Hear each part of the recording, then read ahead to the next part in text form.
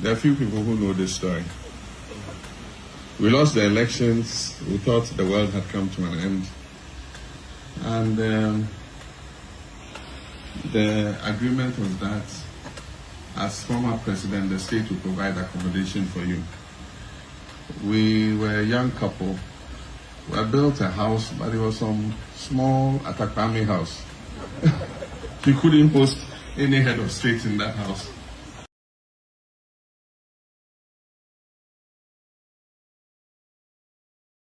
I think it falls in line with the exhortation that Prophet Martin gave us, that when things are the lowest, don't think that God has given up on you. We came here by accident. There are few people who know this story. We lost the elections. We thought the world had come to an end. And the agreement was that as former president, the state would provide accommodation for you. We were a young couple. We had built a house, but it was some small Atakwame house. You couldn't post any head of state in that house. And besides, we had rented it out. So there were some Chinese living in it. And then we lost the election. You couldn't go and tell them to get out of your house and then you come and stay there. So we were homeless. And I said, okay, Lodina, no problem. Let's find somewhere and rent. So we got a place near Kaokudi, the Gold House, there somewhere. And they agreed, we went and looked at it. It was okay. Not anything imposing, but it was livable. And considering that we're homeless, we were prepared to take anything. And so we went there. Lodina went there. I didn't go there. And she went and negotiated everything and all that. And they said, yeah, the house is available. So Lodina said, oh, John, come, let me show you where we've got. So I went there, and the caretaker was there. So for the first time, they realized that, is the former president who just lost the election who is coming to stay here. Oh, the next day they said, you see, it's our company accommodation. One of our general managers is coming from abroad, and actually he's coming to live there. We forgot. And so it's not available for rent. So we said, okay. But that one was not as bad. After about 4 or 5 places, we got a place. They said it was okay. And so they gave us the rent. We went and paid. They gave us a receipt. And then again, when they realized that it was me, it was some Indian people came and said, oh no, you know, come back for your money. We're not renting the house anymore. So they really gave our money back to us. They refunded it. And so we went looking again. And this place, I never ever thought I'd come and live here. Because I came here one time when I was vice president. At the time, we were planning the roads in this area. And so we came this way, and it was some Fulani cattle people with their cows grazing all over this place. And there was some, you know, death track. If you wanted to go there, you had to go through some corner and come through. And so we actually drove past here. It was the beginning of Chain Homes. And little did I know that one day it would become my refuge. As a refugee, that's where I'll find solace. And so we came down, and then with the roads people, the urban roads people. And so they started building the roads. And then the day of commissioning, of course, I was president. I came and commissioned the Airport Hills bridge, and I cut the sod for the bridge over the motorway. And so that was the first time I passed along these roads, and I said, oh, very beautiful place.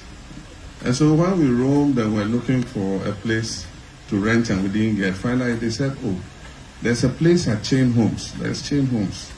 So go and check there. So when we came round, it was my daughter, what's her name? Equia. Equia is the one who received Lodina. And somebody had built his house in the corner there and given it to chain homes and asked them to rent it. So he said, oh, there's this property in the corner there. See if you like it. And so Lodina went and said, oh, look, we have no choice anyway. So it's not about whether we like it, we'll take it. And so that's how we came to this neighborhood. And the first person I met that I knew was Paul. Paul was my director of corporate when I was in government. And so Paul came to me and said, oh, I came to welcome you on behalf of the residents. And so he accepted us. And he said, oh, one of the evenings I'm going to take you around to greet our neighbors. So for those of you who were here at that time, I came from house to house and greeted you. And of course, Pakas was my schoolmate. And so Pakas, he and I were in university together. Pakas was a businessman from when we were in university. When these Chinese films come, hoo ha, new Chinese film in town, Pakas would go and buy the rights and come and show it on campus and charge us our small students money. So I found that I had some friends in the neighborhood, but the rest is history. You know, Ade and all of them convinced us to make our permanent home in this estate, and so they very graciously granted us that land in the center, and so we're part of this neighborhood. Indeed, they believe the estate belongs to me. So all of you who bought these houses, you bought them illegally because you should have paid the money to me. They said this is Mahama's estate. So if you paid your money to Ada and Co, please, you better ask for a refund and bring my money. But let me thank you very much. You've all been good neighbors. Many of you we know personally. You come to the house from time to time. Don't be intimidated by the soldiers and all that. I mean, we're neighbors, and anytime you think there's any issue, you want to come. At the weekends when we're available. We've not been very good neighbors. Because of the responsibilities of state, there's hardly a weekend that I'm here. At the weekend when people are resting, there are still things that I have to do. But in the times that we're available, you can always come over and come. Unless a few of you have been coming, we share some drinks and have fun. And so you're all our neighbors. You're all welcome. It's a funny story. There's one of you, I won't name who he was, but after I became president, the soldiers came and said, oh, now that you are commander-in-chief, we have to take over your security. So I said, oh, okay, so what are you going to do? He said, oh, we have to bring some armored cars to your gates and, protect you. And so before I saw, they brought some armored cars here, armored cars there, armored cars there. And the place looked very intimidating. And so one of our neighbors came to me and I was apologizing. I said, oh, I'm sorry.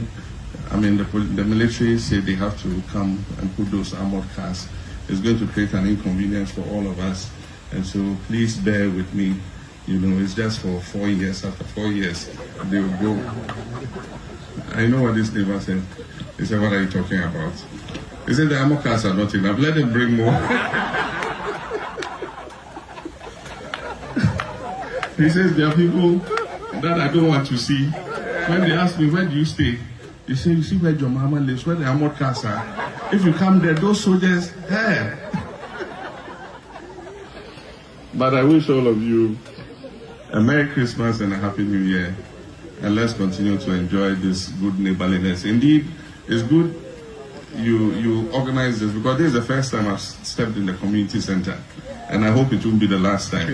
And so let's organize things. Let's come together as neighbors. Thank you very much. God bless you.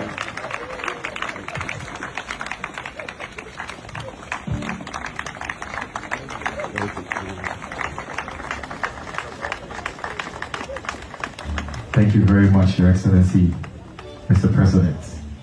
Shall we all please